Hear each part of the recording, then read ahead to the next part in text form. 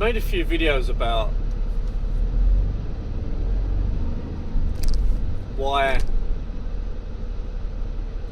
misery is on the horizon and why morality is breaking down. I guess I want to go into more detail on why and how. So we used to have a culture, we used to be a people that placed value in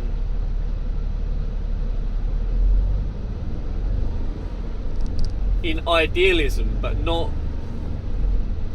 idealism in the utopic sense of freedom from struggle, but idealism in the sense of beauty. And beauty as a concept is bound up with the sense of struggle and accomplishment, and something which is emergent from the human condition. And these things can only really come from God, because it's with the notion of God that we're able to make sense of and come to terms with, or be at peace with, the human condition, with struggle, with pain, with death.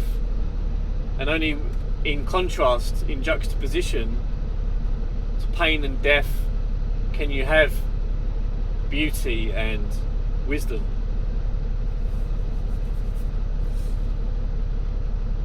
And now that we live in a world of communism and feminism, those things have been lost. And this really, if you was to apply biblical allegory to it, it would be like the person that builds their house on the sand. There's no stable ground, and the house collapses. And it's really it's a debasement of virtue and morality, such that we're at a race to the bottom. And charity, mercy,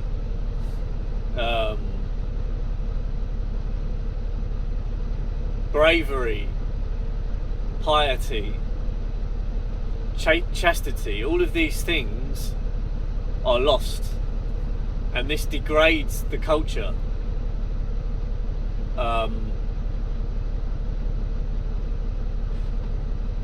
And it essentially allows evil to become unfettered, to run amok within the society. Our culture for a long time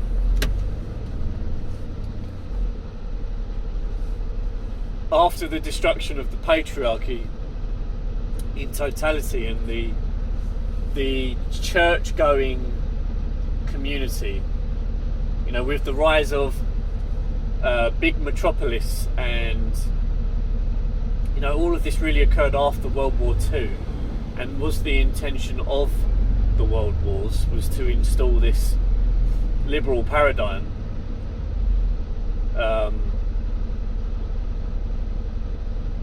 Culture has been informed by popular culture, so to speak. TV and from sort of like the 1980s, 90s, 2000s, a large part has been influenced by the music. And all of this has become more and more degenerate as the decades have gone on. You'll find a particular group of people always at the head of this degeneracy, the synagogue of Satan. And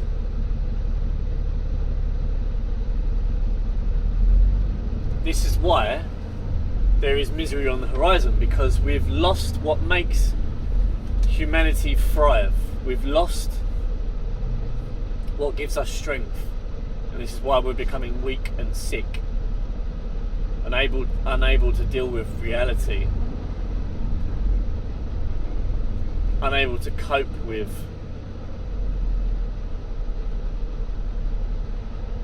trauma,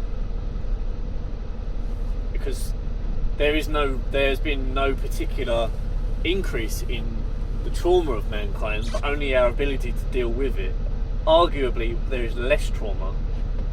However, because we are losing the ability to cope with trauma, we feel as though it's increasing. But no, times today are easier than they've ever been. We're more comfortable than ever. But our culture is degraded so far that we're losing the light.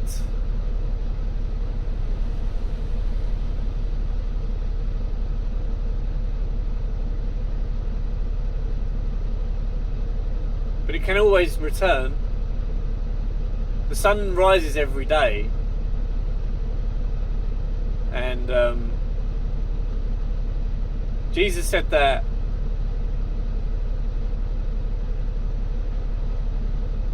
He will always be with us for as long as we keep Him in our hearts.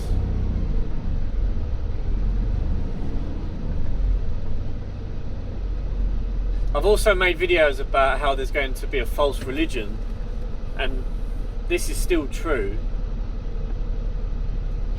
There's not going to be a return to glory for humanity, fortunately. But peace is still achievable for the people that search for it. The truth is still available to those that look for it. This is biblical wisdom. This is what we were told. Just because the wider populace or the wider culture has lost its way and is entering hell, doesn't mean that you have to go with it. This is the difference.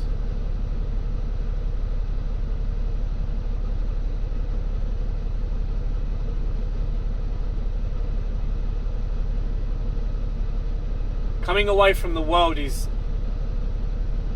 of paramount importance now more than ever. That's not to say that you have to become a recluse. There are communities out there who are like-minded. You just have to look for them and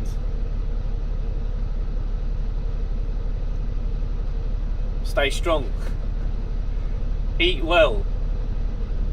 Avoid lust as much as possible. For a lot of men, I believe this entails avoiding women, because women are an invitation to destruction 90% of the time now. At the roundabout, take the first exit.